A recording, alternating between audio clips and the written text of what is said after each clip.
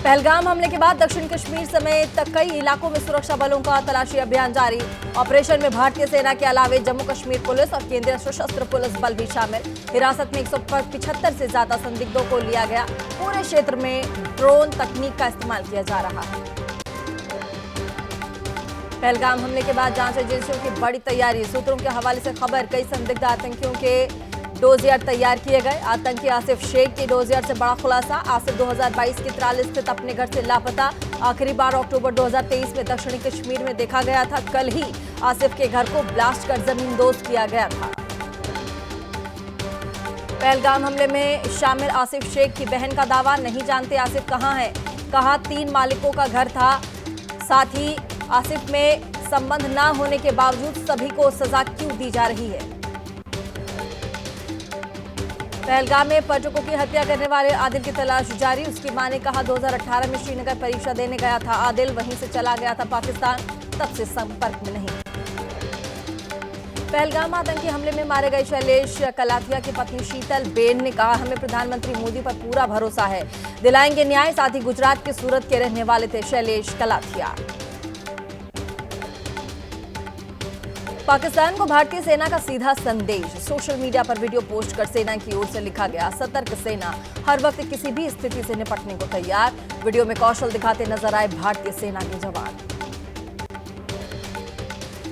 लखीमपुर खीरी में आतंकियों पर बरसे मुख्यमंत्री योगी आदित्यनाथ, कहा हम किसी को छेड़ते नहीं, लेकिन अगर कोई छेड़ता है तो हम उसे छोड़ते नहीं। जीरो टॉलरेंस नीति के साथ हम जवाब देंगे। पहलगाम में आतंकी हमले का नया वीडियो भी सामने आया है। पर्यटकों को गोली मारता नजर आया आतंकी। अचानक शुरू हुई गोलीबारी से मची अफरा तफरी। पहलगाम हमले के बाद भारत के एक्शन से खौफ में आतंकी संगठन टीआरएफ। पहलगाम हमले में हाथ होने से टीआरएफ ने किया इनकार। सोशल मीडिया पर जारी बयान से झाड़ा पल्ला, लिखा साइबर घुसपैठ के चलते हमारे सोशल मीडिया प्लेटफॉर्म से हमले की जिम्मेदारी का बयान अपलोड किया गया था। पहले टीआरएफ ने पहलगाम हमले की पूरी जिम्मेदारी ली थी। पुणे में बीजेपी के राष्ट्रीय अध्यक्ष और केंद्रीय मंत्री जेपी नड्डा ने श्रीमंत डगरू गणेश हलवाई गणपति की मंदिर में पूजा अर्चना की। देश में सुख समृद्धि शांति की कामना की। आज शाम पुणे में पहलगाम आतंकी हमले में जान गंवाने वाले 2 लोगों के परिजनों से मुलाकात करेंगे। गणपति की पूजा के बाद केंद्रीय मंत्री जेपी नड्डा ने कहा, गणेश भगवान से प्रार्थना है कि प्रधानमंत्री नरेंद्र मोदी इस हमले के दोषियों को मुंह तोड़ जवाब दे सके, अपनी बुद्धि शक्ति से भारत को इस संकट की घड़ी से उबारे। आतंकी हमले के विरोध में देश में गुस्सा। पहलगाम अटैक के विरोध में मेरठ बंद, बाजार से लेकर पेट्रोल पंप तक बंद। डॉक्टर्स की संस्था आईएमए ने भी बंद का ऐलान किया है। सभी डॉक्टर्स आज ओपीडी रखेंगे बंद, इमरजेंसी सुविधाएं चालू रहेंगी। बंद के दौरान मेरठ की सड़कों पर लोगों ने निकाला जनाक्रोश मार्च। मार्च में बड़ी संख्या में महिलाएं भी शामिल हुई। पाकिस्तान के खिलाफ कड़ा एक्शन और पहलगाम हमले में गुनहगारों को फांसी देने की मांग। आतंकी हमले के विरोध में भोपाल बंद किया गया। Bhopal chamber of commerce and industries ने बंद किया है। बंद का आह्वान, बंद को हर वर्ग का समर्थन हासिल है। आधे दिन बंद रहेंगे सभी प्रतिष्ठान। नेपाल की राजधानी काठमांडू में पाकिस्तान एम्बेसी के बाहर जुटे हजारों लोग पहलगाम में आतंकी हमले का विरोध किया। लोगों ने पाकिस्तान के खिलाफ जमकर नारेबाजी की। 22 अप्रैल को हुए हमले में एक नेपाली नागरिक की मौत हुई। पहलगाम हमले के बाद आतंकियों के खिलाफ एक्शन जारी। अब तक 5 आतंकियों के घर गिराए गए। आतंकी आदिल के घर के आसपास के लोगों ने कार्रवाई की मांग की है। बिजबेहरा के लोगों ने कहा, आतंकियों को दी जाए उनके कर्मों की सजा, कश्मीरी छात्रों के साथ न हो गलत व्यवहार। अहमदाबाद में अवैध घुसपैठियों पर बड़ा एक्शन हुआ। अवैध रूप से रह रहे 890 बांग्लादेशी घुसपैठियों को पुलिस ने हिरासत में लिया। सभी के पास मिले फर्जी कागजात।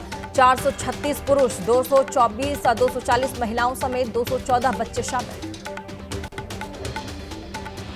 सूरत में भी पकड़े गए 132 बांग्लादेशी घुसपैठी। सभी से पूछताछ कर रही है पुलिस। अवैध घुसपैठियों में 88 पुरुष, 44 महिला शामिल।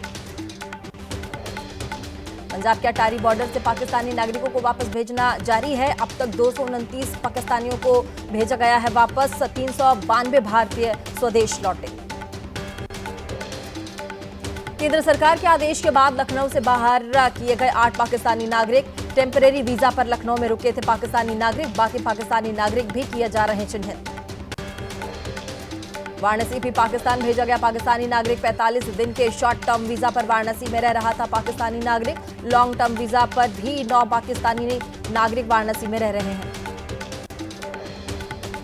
पाकिस्तान के नागरिकों को 27 अप्रैल तक भारत छोड़ने के आदेश हैं। इलाज कराने आए पाकिस्तानी लोगों को 29 अप्रैल तक जाना होगा वापस। गृह मंत्रालय ने जारी किया आधिकारिक आदेश। गृह मंत्री अमित शाह ने सभी राज्यों के मुख्यमंत्रियों से फोन पर बातचीत की, कहा कोई भी पाकिस्तानी समय सीमा से ज्यादा भारत में ना रुके। कुलगाम में सर्च ऑपरेशन के दौरान पुलिस के हाथ लगे चाइना मेड हथियार, 2 चीनी पिस्टल के साथ गोला बारूद बरामद, जांच पड़ताल जारी। यूपी के मेरठ में सड़क पर बनाई गई इजराइल के झंडे की पेंटिंग, जांच करने पहुंची पुलिस की टीम। जम्मू कश्मीर के हंदवाड़ा में आतंक पर प्रहार, पाकिस्तान में बैठे आतंकियों के हैंडलर की संपत्ति जब्त, लाखों की बताई जा रही है जब्त प्रॉपर्टी। पहलगाम आतंकी हमले की साजिश की पाकिस्तान में गहरी जड़ें, सूत्रों के मुताबिक मीरपुर रावलकोट में रची गई साजिश, हिजबुल के 5 टॉप कमांडर्स पर शक, जांच जारी।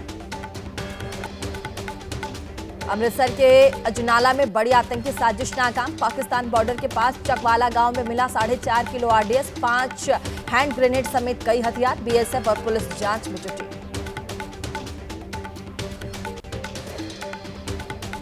अटारी वाघा बॉर्डर पर बिना गेट खोले आयोजित किया गया ध्वजारोहण समारोह, पहलगाम आतंकी हमले के बाद भारत ने बंद कर दिया है बॉर्डर। भारतीय सेना ने तैयार की कश्मीर की सुरक्षा पर ऑडिट रिपोर्ट, सरकार को सौंपी गई ये रिपोर्ट में इंटीग्रेटेड सर्वेलेंस नेटवर्क बनाने का सुझाव दिया गया है। साथ ही टूरिस्ट स्पॉट की हेलीकॉप्टर्स और ड्रोन से निगरानी की बात कही गई है। पहलगाम आतंकी हमले का गुलमर्ग की टूरिस्ट इंडस्ट्री पर बुरा असर पड़ा है। खाली पड़े हैं होटल्स, रिजॉर्ट, वैली में छाया सन्नाटा, पर्यटकों का इंतजार कर रहे होटल मालिक। जम्मू कश्मीर के बीजेपी अध्यक्ष शर्मा का एबीपी न्यूज के साथ खास बातचीत में दावा, कहा पाकिस्तान के लोग जल्द ही पाकिस्तान के नेताओं के गले पकड़ेंगे, घाटी में और तेज होंगे आतंकी विरोधी अभियान, पर्यटकों का आकर्षण करने के लिए जल्द ही उठाए जाएंगे कदम। पहलगाम हमले के बीच सियासत तेज, लखनऊ में बीजेपी युवा मोर्चा की ओर से लगाया गया पोस्टर, अखिलेश यादव पर किया गया प्रहार, लिखा मुख्तार अंसारी की मौत पर दिखाई संवेदनाएं, लेकिन पहलगाम में आतंकी हमले में मारे गए शुभम द्विवेदी के घर जाने में क्यों खत्म हो गई भावनाएं।